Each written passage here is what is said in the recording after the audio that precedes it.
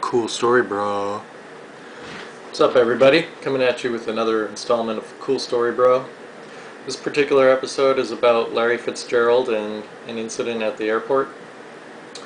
So every year, my buddies and I get together in whatever city is hosting the Super Bowl. Usually it's between 5 and 10 days that we're there, leading up to the Super Bowl. The main reason why we do this is because we all live in different states and we want to get together at least once a year, and it's a great time to get autographs. There's a lot of events going on around that time.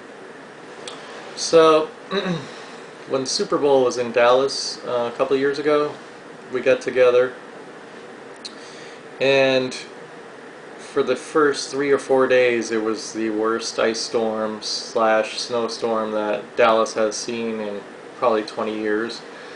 So we were stuck indoors most of the time. A lot of the autograph events got canceled, and our only option for those first 3 or 4 days was just to go hang out at the airport and try to get some of the players that were flying in for the Super Bowl events. And basically we were flying blind. We didn't know what flights these guys were on or where they were going to be.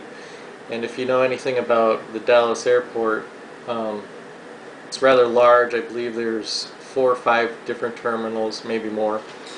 So we were just taking a shot at the dark. We went to one of the terminals, and it's 20 degrees out, and they really don't have any heating in there. It's all pretty much open and cold as hell. So beforehand I had went through my Twitter account and just got a bunch of football players and ended up following them and setting the mobile alerts so they went straight to my phone.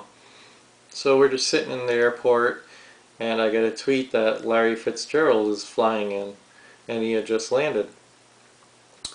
So we knew Larry Fitzgerald, lives in Phoenix, so we went up to the board and checked out. I think there was only one flight coming in from Phoenix, but it was in a terminal that was on the complete opposite side of where we were, and to get there we had to walk outside. And at this point the ice storm had passed and the ground was completely full of ice around the terminal, and it was still about 20 degrees out. So we take off running outside in this, and we can't run that fast because we're going to slip in the ice if we do. And it's a good, I would say, at least a half a mile to get to the other side of the terminal. And at this point I've been living in Florida for 15 years now, so I'm not used to the cold anymore, and this is the first time I've ever been back to a place that was cold, and so I'm just dying. And I didn't really bring any winter clothing because I didn't foresee Dallas being that cold at that time period. So my hands are basically turning purple.